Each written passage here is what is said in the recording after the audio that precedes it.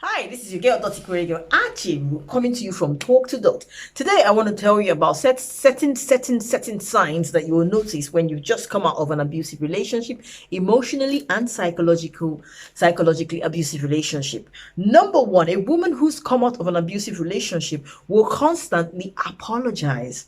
Now, the reason why she's doing that is because she's been in a life where all she's done is say she's sorry for everything.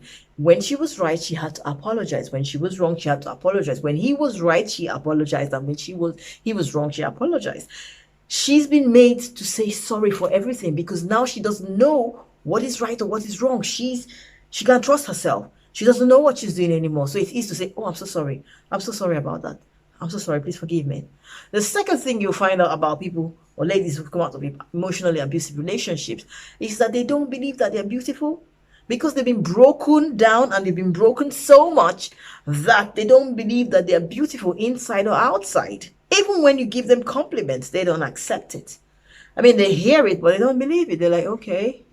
They don't, it doesn't mean anything to them because for years and years and years, someone has constantly put them down that they've begun to believe the words that were spoken to them. And this is what I say about verbal abuse, okay? Not fist. Words will break you down. For religious people, what does the Bible say? The tongue can pull down nations.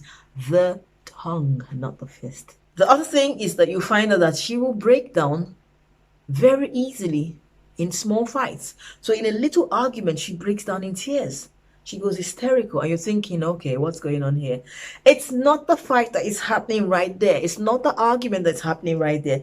It is the accumulation of everything that has gone on for years and years and years and years. And that is the reaction to it. Because over these years, she's broken down, she's cried in a relationship that once something similar to what she's been through comes up, it triggers and it sends her back to that place where she's been, that place where she's left. Finally, a woman who's been in an abusive relationship, emotionally and psychologically abusive relationship, will need a lot of reassurance. So even when she's doing something that she's really good at, she's not sure anymore. She would want you and she would need you to keep reassuring her, it's okay, you can do this, you got this, it's fine, that's the best choice, I love that color, it's great, you're doing well. It's almost like, when you have to encourage a child that is really shy, a child that you're trying to bring out of their shell, that's how much reassurance that a woman who's been in an abusive relationship will need to get back to her feet. Now, this kind of reassurance is not just from her next relationship, but from her friends, her family, and her social network to get her back to the place where she needs to be. The other thing I say to people is, you see this thing with abusive relationships, right? Don't be too hard on yourself, right? Do not be too hard on yourself. If you were in an abusive relationship for 6 years, 10 years, or 20 years, don't let anyone pressure you into believing that you can come out of it in 6 months. Think about it. If it took 10 years to break you down, potentially it might take that much time to build you up, and that's what people around you forget. They think, oh, 6 months later, you're still on that stuff. But people don't understand that it takes a lot. I give this example all the time. You can remember all of the bad experiences, most, if not all of the bad experiences you've had all through your life. Things that happened to you when you were 5 years old, when you were 6 years old, that person that was not nice to you in primary school, you remember.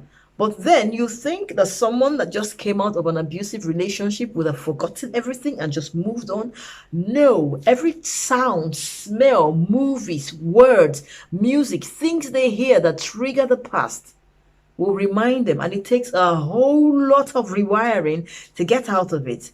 I said to someone recently, in life, you will be lucky to find someone that sees things the way you do, that feels your emotions, that feels you the way it's happening.